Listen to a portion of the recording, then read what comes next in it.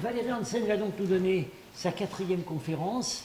Et comme elle l'a dit, elle remonte dans le temps. Donc maintenant, c'est après nous avoir entretenu sur les prémices de la modernité et de la mondialisation chinoise, elle va nous parler de la mémoire de la Chine, et la mémoire telle qu'elle sort de terre, avec l'archéologie. Alors ça peut paraître paradoxal, parce que 1000 ans d'archéologie chinoise, ça nous met à l'époque des Song, et personne n'irait dire en Occident 1000 ans d'archéologie romaine ou 1000 ans d'archéologie grecque.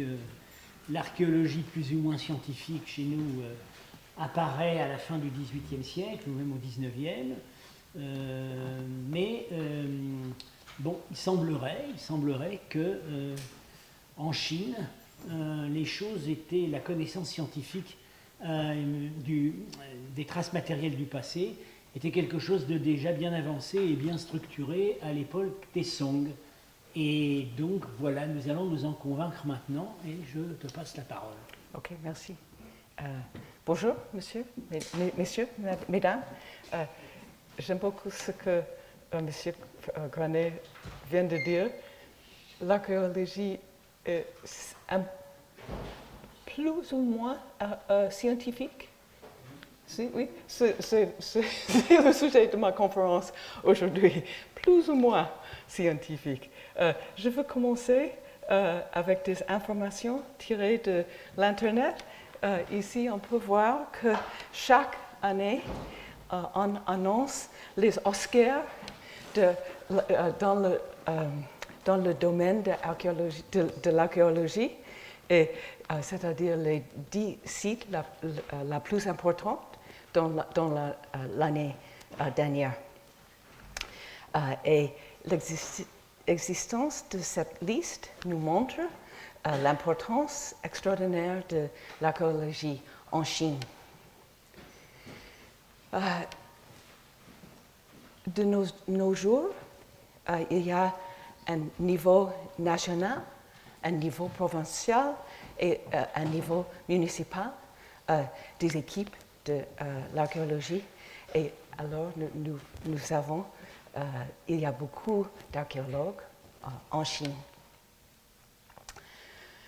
Le tourisme archéologique est très important pour la Chine, et tous les touristes visitent les sites comme celle de Terre Cuite ou les tombes des empereurs proches de Beijing. Et chaque ville a ses sites importants visités par tous les visiteurs, les touristes. Ici, la vue, j'ai écrit le F pour féminine, un nom féminin, que personne n'a vu dans le passé. C'est seulement après les fouilles qu'on peut voir l'armée des soldats de Terre Cuite. Chose étonnante, il y a peu de ruines en Chine. On peut visiter la ville interdite à Pékin, ou les ruines du royaume de Gaochang, près de Torfan, à Xinjiang. Mais de tels sites sont très rares. Quand est-ce que les Chinois ont commencé à s'intéresser à l'archéologie? J'emploie le mot dans un sens général. C'est l'intérêt que l'on porte aux objets enterrés. Et comme je veux expliquer aujourd'hui, l'archéologie existait déjà pendant la dynastie Tang, et probablement plus tôt. La définition d'archéologie aujourd'hui est celle du domaine académique. Ça, c'est la définition scientifique, comme avec le principe de la stratigraphie. Et on sait que les objets qui sont enterrés par les objets sont enterrés par niveau et les plus bas doivent être le plus anciens. Voici un exemple de stratigraphie. On voit très bien les différentes couches stratigraphiques.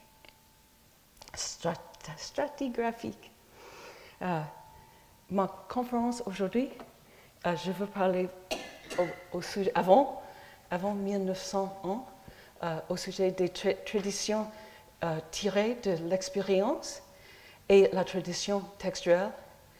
Et après 1900, quand les deux traditions ont se rencontré. Je commence avec le voyage d'un moine japonais qui s'appelle Ennen. Et il était en Chine depuis 838 et 846. Et en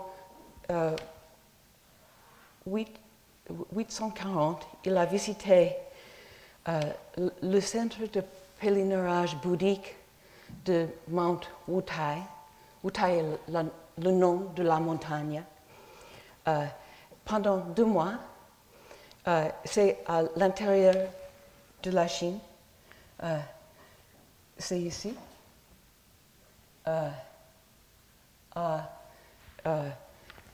Maintenant dans la province de Hebei. Et là, il a rencontré un moine coréen qui a rêvé qu'un Bouddha lui disait qu'il devait fouiller dans une section au sud-ouest de son monastère. Et ici, nous avons le récit de Ennen, où il explique ce que le Dieu a dit au moine coréen. Ennen, le moine japonais, nous explique que le moine coréen creusa avec une houe. Quand il fut autour de poitrine, il découvrit les statues. Et après cette découverte, il a créé son propre exposition pour les fidèles. Et ici, Ennen a expliqué, a listé les statues qui étaient dans la collection de moines coréens. Ici, ces exemples sont tous tirés du musée de l'art de l'Asie à San Francisco. Nous avons la statue de Maitreya, le Bouddha Maitreya de Guanyin. Ici, c'est un dessin, pas une statue de Manjushri ou Wanshu. C'est le dieu de la montagne de Wutai. Et le dieu de la montagne voyage toujours avec son lion. Et ce sont des objets très beaux. On peut imaginer que les statues de moines coréens devaient être beaucoup plus rudimentaires. Et selon Ennen, le moine coréen a aussi présenté une boîte avec les os du Bouddha qui pèse plus de 20 livres. Nous pouvons imaginer que le moine a ramassé tous les os qu'il a trouvés dans le sol et placé les os dans la boîte. Le soir, Ennen allait avec les autres fidèles pour voir les statues et ils ont fait les dons. Et c'est probable que le moine coréen a récupéré les dons par la suite.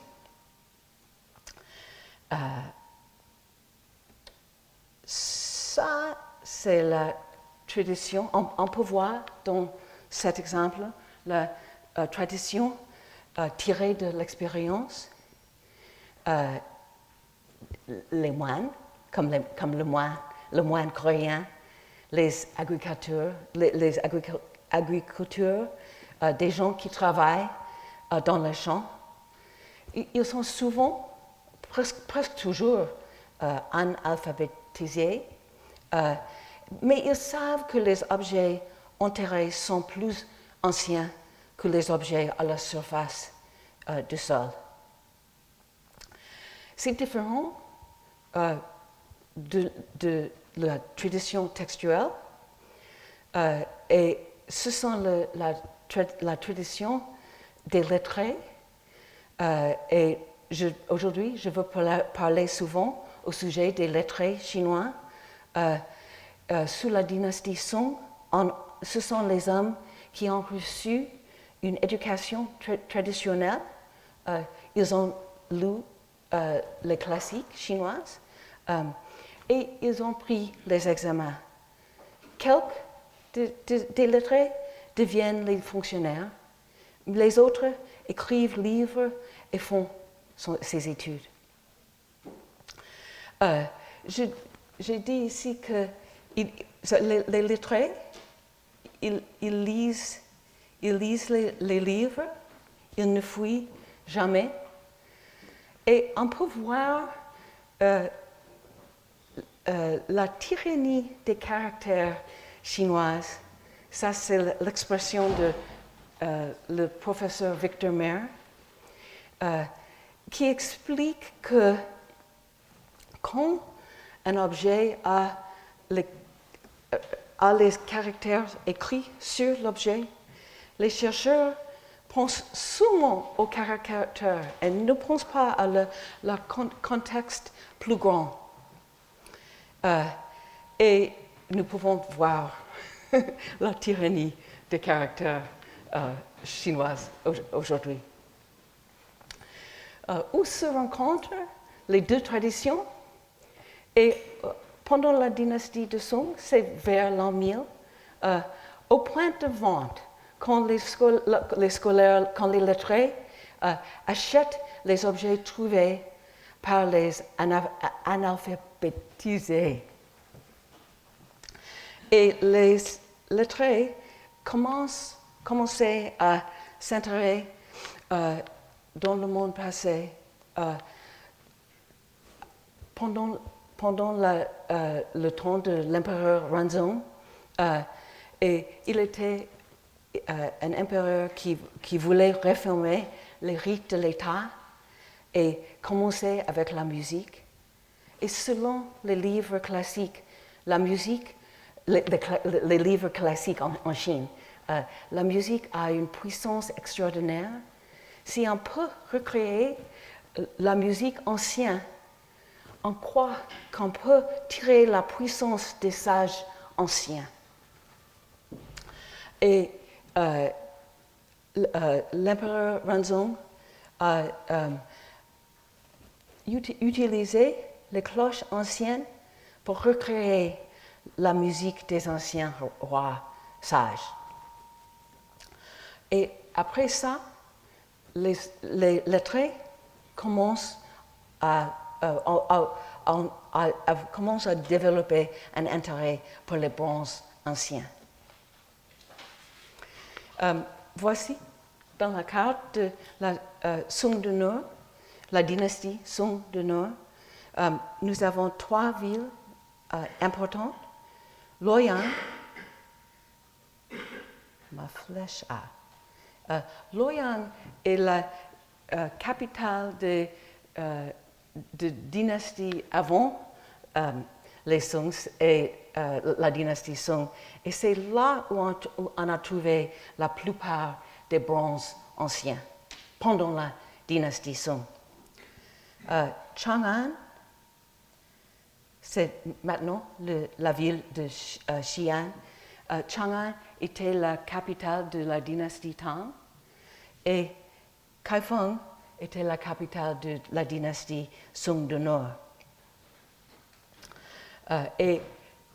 Les lettrés ont écrit 3 livres importants pour comprendre qui explique le début de l'archéologie chinoise. Et ici sont les auteurs et les noms de leurs livres. Nous commençons avec Ouyang Xiu, qui était vraiment brillant. Et il a, après les réformes de l'empereur Renzong, Ouyang Xiu a commencé à amasser une collection de plus que 1000 décalcages d'inscriptions. Et il écrit son livre au sujet de sa collection, et son livre reproduit les décalcages et aussi les explications de Ouyang Xiu au sujet des inscriptions sur les bronzes. Il n'y a pas d'illustration dans ce livre parce que Ouyang Xiu s'intéresse en les signes chinoises, pas en les bronzes eux-mêmes. Et on peut voir encore la tyrannie des signes. Le deuxième livre qui est important est celui de Lu Dalin, qui s'appelle Les illustrations d'objets anciens. C'est différent du livre de Ouyang Xiu. On peut voir que les dessins des bronzes et ici le décalcage de l'inscription. Les inscriptions sont souvent sur le fond des bronzes et ici la transcription. Et après le dessin de bronze et le décalcage et la transcription, on a une explication du sens de l'inscription. Et Lu Dalin a écrit au sujet de plus que 200 bronzes et 13 objets faits de jade. Et il cite les livres de classiques, les livres au sujet des cérémonies anciennes, pour faire une comparaison entre les objets trouvés et les livres classiques. Et selon lui, les antiquités offrent un accès à la voix des sages. Mais il faut qu'on regarde l'objet, lit l'inscription et décrit son aspect. Et après faire les 3 activités, on peut mieux comprendre la voix des sages. Il a découvert une méthode nouvelle pour analyser les bronzes, et c'est la méthode de se nommer. En chinois, c'est Ziming Fa. Et à cette époque, c'est pendant la dynastie de la Song, on ne comprenait pas la fonction originale de chaque bronze. Alors, imaginez que vous êtes archéologue à l'avenir et vous avez trouvé une tasse comme celle-ci, mais vous ne savez pas la fonction de cette tasse. Et après, plus tard, vous avez trouvé une autre tasse. Mais cette tasse écrit sur la surface « tasse de café ». Et vous avez les livres au sujet de la vie des hommes de notre temps. Et vous savez que peut-être quand un président se rencontre un autre président, ils boivent café dans une tasse de café. Alors, ça, c'était le travail, la grande découverte de Lu Dalin, que les noms dans les livres correspondent aux noms sur les bronzes. Il y a quelques bronzes avec seulement un mot. Ici, c'est 3 mots en français, mais en chinois, c'est plus laconique. Il y a des bronzes avec seulement un mot, mais c'est plus souvent quand on a une inscription comme ça, qui explique la fonction, qui explique que la bronze était utilisée pendant une cérémonie. Et les textes comme celle-ci, ici, sont souvent sur le fond de bronze. En l'année 2006, les archéologues chinois ont découvert la tombe de Lu Dalin, l'auteur de ce livre, et il était très ingénieux. Il a, pour contrecarrer les voleurs de tombes, il a créé 2 fausses tombes. Vous pouvez les voir ici. Et il était vide.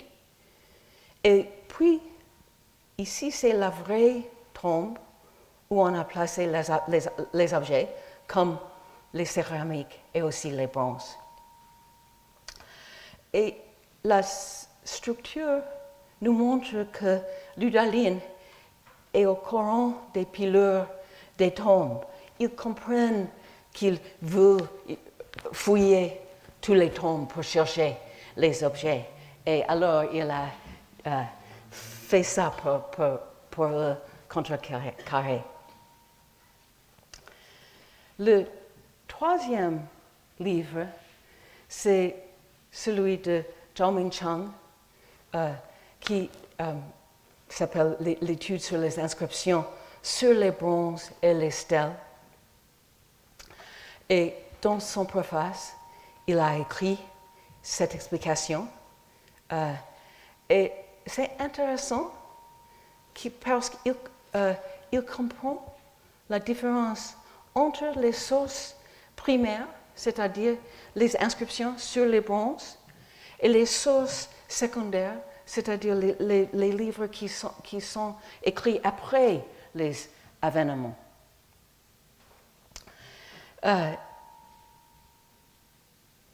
Et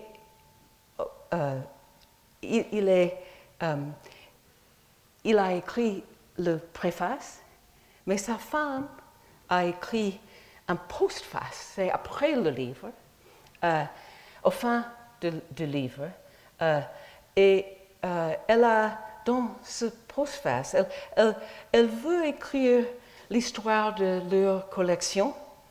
Leur collection était énorme. Ils ont besoin de 20 charrettes pour la bouger, pour déménager. Et elle a commencé avec, ici, avec les charrettes. Et ils vivent en nord, mais c'est le temps de chute du nord, c'est la dynastie de Song du nord est tombée et on commence, la dynastie Song du sud a commencé. Et c'était nécessaire pour Li Qingzhao, c'est la femme, d'aller à toutes les villes comme ça. Et sa collection est impossible, c'est trop grand pour se déménager. Et elle a jeté les objets. Toujours, elle a jeté les objets. Et enfin, il n'y a qu'une boîte avec quelques décalcages qu'elle a. Son récit est un rare exemple d'autobiographie en Chine et aussi un de quelques textes par une femme dans la Chine traditionnelle qu'on peut lire aujourd'hui. Et les 3 livres ensemble ont créé la tradition de Jinshi Xue. Et Jinshi Xue, c'est la traduction directe, c'est simplement étude sur les métaux et pierres, mais le vrai sentiment, c'est les études sur les inscriptions sur les métaux, c'est-à-dire les bronzes, et pierres, c'est-à-dire les stèles. Et pour les lettrés qui font des études sur l'inscription sur les métaux et les pierres, l'inscription est beaucoup plus importante que l'objet lui-même. Et cette tradition a continué jusqu'au 1900. Et à 1900, les 2 traditions archéologiques, c'est-à-dire l'étude des textes et aussi la tradition de connaissance de l'expérience se rencontrent. Et au début du XXe siècle, on remarque beaucoup d'événements liés à l'archéologie. Vous pouvez lire vous-même, je veux les expliquer. Le premier, c'est jusqu'avant, début du XXe siècle, c'est la découverte des os de dragon. Et les os de dragon étaient un médicament qu'on a pris pour guérir la paludisme. Et on fait une soupe avec les os, soit-disant les os de dragon. Mais à Pékin, à cette époque, un des lettrés remarquait que sur les os, il y a des signes. Et les signes sont plus anciens que les signes sur les bronzes. Et on peut voir ici on peut voir les signes chinois. Aujourd'hui, ce matin, j'étais au musée Guimet et on peut les voir là. On dit les os de dragon, mais on peut voir les inscriptions de la dynastie Shang. C'est les rois de la dynastie Shang demandaient leurs ancêtres les questions au sujet de leur vie et aussi de la guerre. Et ils ont placé les os. Et aussi, ici, c'est le plastron d'une tortue. C'est le dessous de la carapace. On plaçait les os dans le feu. Et quand les fissures, et on a lu les fissures pour répondre aux questions. C'est une forme de prognostication. Au commencement, c'est vraiment on peut dire les pilleurs de tombes ont trouvé ces os et faire le commerce avec les os. Ils ne veulent pas expliquer aux lettrés l'origine des os, mais enfin, on a retrouvé leur origine à Anyang, c'est dans la province de Henan. Et en 1928, on a commencé les premières fouilles scientifiques dirigées par les Chinois. On revient à 1900 et on voit ici 2 pièces de monnaie de la dynastie sassanide qui sont employés à Xinjiang. Et en cette année, Sven Hedin, qui vient de la Suède, on dit, Sweden, et après Orelstein, arrive à Nia, et c'est en Xinjiang actuel. Et il travaille avec les locaux, dont les voleurs de tombes, comme par exemple Machik, qui a travaillé pour Orelstein. Machik a expliqué à Stein qu'il a sa propre technique de fouiller. Il brisait avec force les mâchoires des morts pour trouver les pièces d'argent dans leur bouche. On a cru, pendant la dynastie Tang, on a cru que les pièces peuvent aider les morts dans l'autre monde. Alors,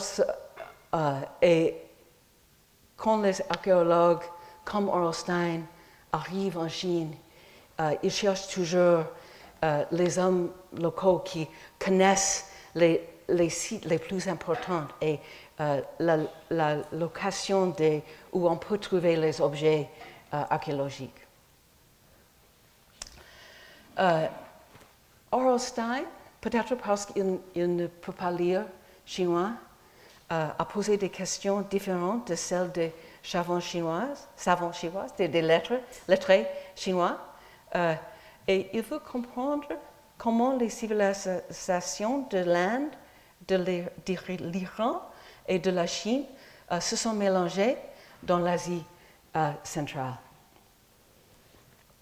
Stein est bien sûr fameux pour ses découvertes à Dunhuang, et il est allé à Dunhuang en 1907. Et après l'année après Stein était là, Paul Pelliot est arrivé à Dunhuang. Et tous les deux ont apporté beaucoup de documents, mais quand Paul Pelliot est à Pékin, il a montré les photographies à ses collègues chinois, et c'est la première fois qu'ils comprennent l'importance de Dunhuang. Et le professeur Wang Xinjiang est maintenant enseignant à l'université de Pékin. Et à son avis, on peut blâmer les Européens, mais il faut admettre que les lettrés chinois ne sortaient jamais de leur bureau. Parce que ça, c'est l'influence de la tradition d'étudier les inscriptions sur bronze et sur la pierre. On peut rester dans son bureau en lire les signes chinois. Flinders Petrie était un archéologue en Angleterre et qui a fouillé en Égypte et est devenu professeur à University College à Londres. Et il était un collègue de Stein, ou peut-être un ami de Stein, de Orelstein. Et Orelstein, il a lu beaucoup de ses livres. Et on peut voir ici les leçons tirées de le livre de Flinders Petrie par Orelstein. Et peut-être ici, on commence, l'archéologie scientifique commence ici, par plus ou moins, plus qu'en avant. Alors,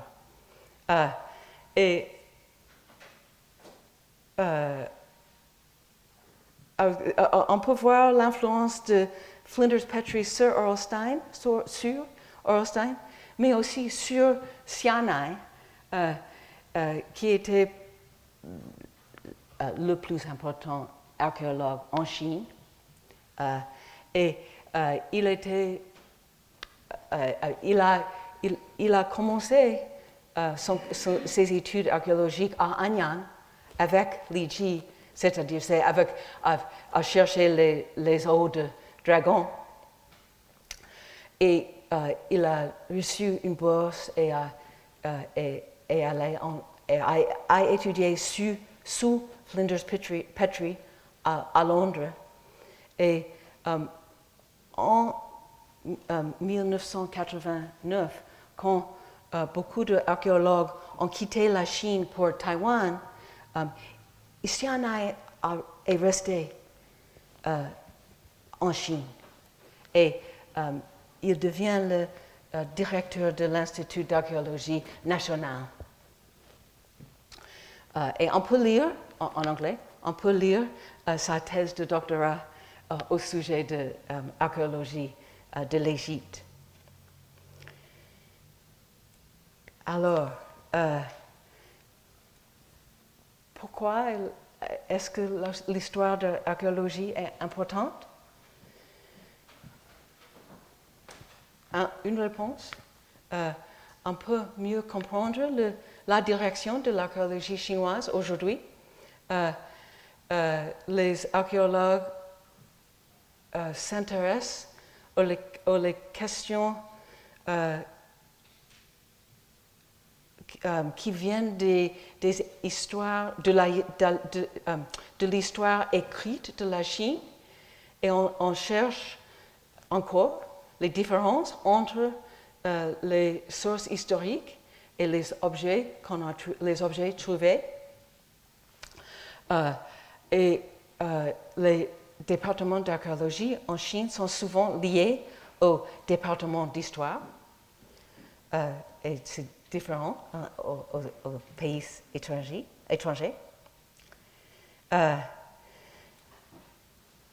L'histoire de l'archéologie est aussi importante pour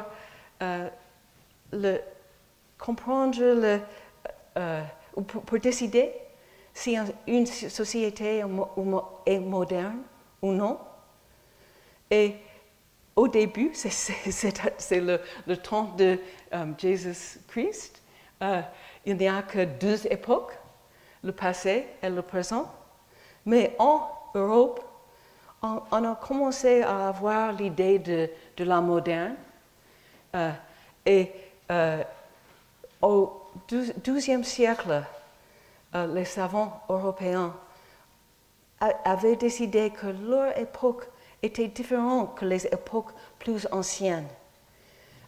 Ils pensaient qu'il y avait 3 époques, l'Antiquité, le Moyen Âge et le présent.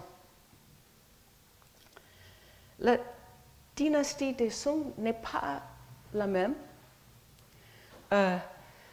J'ai déjà parlé au sujet du livre de Alexander Woodside, du professeur Alexander Woodside, qui s'appelle Lost Modernities, et qui veut que quand nous pensons, nous voulons mesurer la modernité d'une société, que c'est pas simplement une question d'industrialisation ou au capitalisme, mais on peut penser au système d'organisation sociale et aux dynasties de la Song. On a une vraie méritocratie.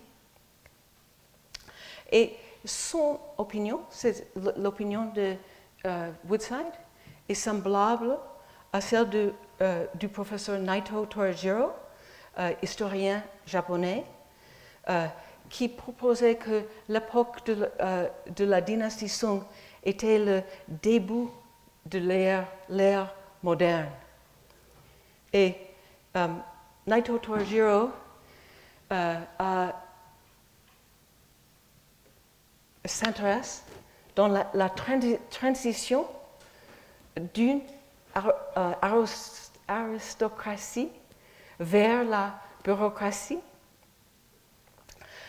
Il a remarqué aussi que l'économie chinoise est devenue beaucoup plus commercialisée pendant la dynastie Song avec l'expansion des marchés. Et il a remarqué aussi que la culture a changé et l'intérêt pour l'Antiquité a commencé. Et il y a 2 générations des spécialistes américains qui étudient l'histoire de l'archéologie. Et la première génération, il n'y a qu'un professeur, on peut dire génération, qui s'appelle R.C. Rudolph. Il pensait que l'archéologie sur la dynastie Song était scientifique et que les archéologues s'intéressent à comprendre les bronzes et les bronzes anciens et leurs toutes les caractéristiques. Mais la deuxième génération pense que l'archéologie sur la dynastie Song avait un élément mystique. Les lettrés voulaient restaurer l'Antiquité et ils pensaient que malheureusement leur époque, c'est-à-dire la dynastie de Song, était différente de celle des sages et rois anciens. J'ai déjà montré cette diapositive dans ma deuxième conférence. Et ici, c'est un carré d'un sang que l'empereur Gaozong a donné à ses courtiers. Mais il veut aussi que, et en écrit, les 4 signes disent que le pays soit fort et l'Antiquité restaurée.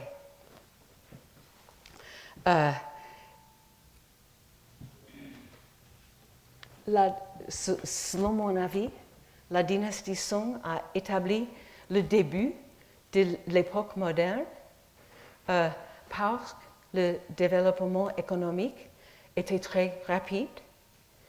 La production à grande échelle existait dans plusieurs secteurs économiques. Ces contacts internationaux affectaient profondément la vie à la fois des producteurs, spécialement ceux qui vivent en l'Asie du Sud-Est, et des consommateurs chinois, autant dans les villes portuaires de la Chine et dans les régions intérieures aussi. Je constate que la mondialisation a commencé sous la dynastie Song et l'intérêt pour l'Antiquité est aussi un signe de modernité. Merci. Wow.